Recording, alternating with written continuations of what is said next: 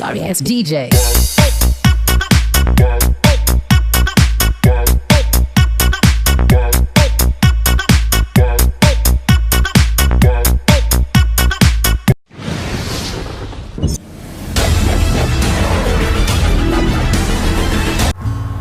Assalamualaikum warahmatullahi wabarakatuh. Selamat pagi semua. Salam sejahtera buat kita semua. Pada sesi kali ini kita akan berbicara tentang aktiva tetap, penyusutan, serta jurnal penyesuaian. Saya Rudi Abdullah SEMM Makasih. Tapi sebelum kita lanjut, jangan lupa like, comment, share, dan subscribe. Oke, kita lanjutkan materinya kita tentang aktiva tetap dan penyusunan serta jurnal penyesuaiannya. Oke, kita lanjut. Nah, apa itu aktiva tetap? Aktiva tetap adalah aktiva berwujud yang diperoleh dalam bentuk siap pakai dan digunakan dalam operasi perusahaan. Tidak dimaksudkan untuk dijual dalam rangka kegiatan normal perusahaan dan mempunyai masa manfaat lebih dari 1 tahun. Pengakuan atau pencatatan aktiva tetap harus dilakukan dengan harga masing-masing. Ya, harus dengan harga masing-masing lah. Semua aktiva tetap mengalami penyusutan atau depresiasi dari harga perolehan sampai masa guna manfaatnya atau umur ekonominya habis, kecuali tanah. Jadi ada satu aktiva tetap yang tidak bisa disusutkan, ya, yaitu tanah. Kenapa? Karena tanah nilainya semakin tahun semakin meningkat. Kalau aktiva tetap yang lain, semakin digunakan semakin menyusut nilainya. Oke, terdapat berbagai metode dalam melakukan penyusutan aktiva tetap. Di antaranya metode garis lurus atau straight line method, berdasarkan penyusutan tiap tahun sama sehingga umur ekonomisnya sama umur ekonomisnya. Rumusnya adalah penyusutan sama dengan harga perolehan dikurangi nilai residu dibagi dengan umur ekonomis aset tetap. Coba kita lihat. Di sini pamannya sebuah mesin dibeli dengan harga perolehan aset tetapnya itu sebesar 50 juta. Nilai sisanya dikira-kira ini nilai sisanya tinggal 5 juta kalau dia pakai selama 5 tahun. Jadi biaya penyusutannya selama 1 tahun yaitu 9 juta. Nah, ini adalah perhitungannya. Jadi di tahun pertama sampai tahun kelima biaya penyusutannya sama, yaitu sebesar 5 juta.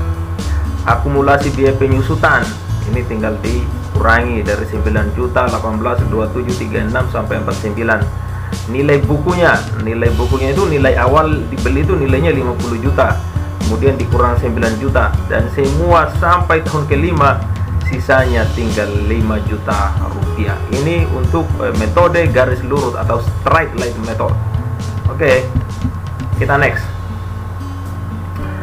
Metode penyusutan saldo menurun ganda atau double declining balance method. Di sini menghasilkan perhitungan beban penyusutan periodik yang semakin menurun selama estimasi masa manfaat aset tetap. Tingkat penyusutan metode saldo menurun ganda dihitung dengan menggunakan tingkat penyusutan metode garis lurus. Tingkat penyusutan per tahun, di mana tingkat penyusutan metode saldo menurun ganda sama dengan tingkat penyusutan metode garis lurus dikali dengan 2. Jadi perhitungannya tadi sama ya dengan rumus yang pertama itu, cuma di sini dikali 2 sehingga penyusutannya itu bukan 20 tapi 40%. Nah, ini coba kita lihat. Jadi di sini katakanlah mesin tadi, mesin diperoleh dengan harga 50 juta.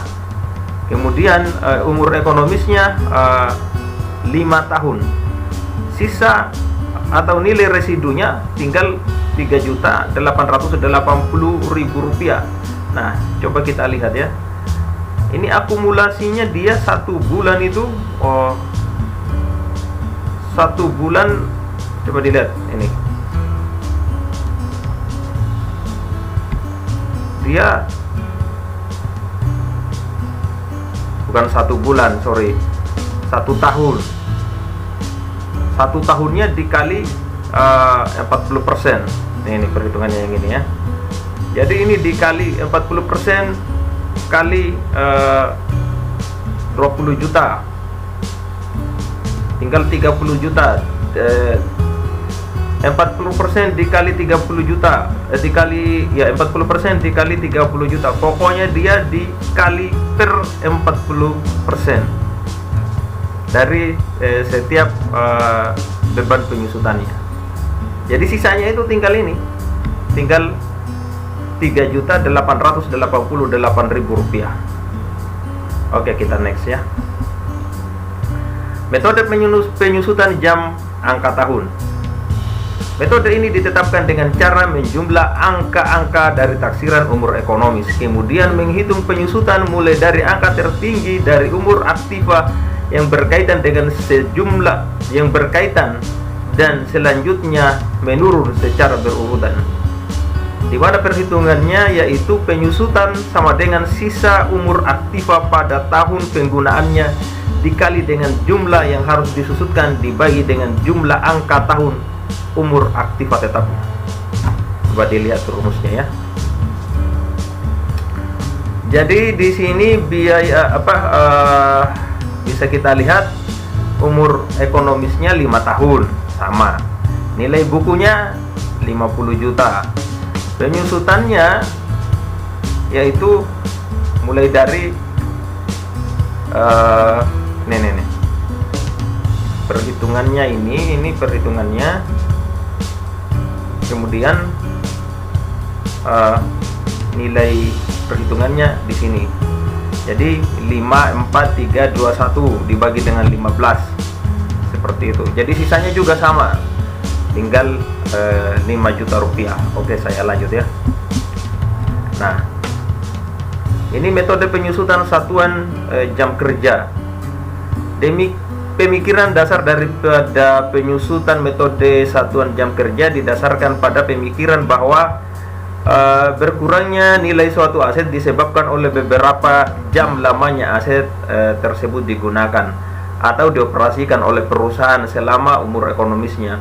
Tarif penyusutannya itu dibagi dengan jam, yaitu harga perolehan dikurangi dengan nilai sisa dibagi dengan jumlah jam kerja selama umur ekonomis.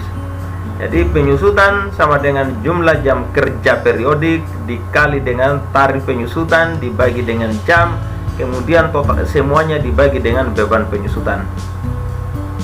Nah, coba kita lihat. Di sini tarif penyusutan mesin per jamnya, yaitu dibeli mesin dengan nilai 10 juta. Ini 10 juta ya. Kemudian nilai sisa diperkirakan yaitu sebesar 500.000. Masa manfaat 10.000 jam. Nah, ini perhitungannya. Semua tarif penyusutannya dibagi tadi di total nilainya 950. Jadi 1 tahun itu 950 tarif jamnya ya, tarifnya per jam.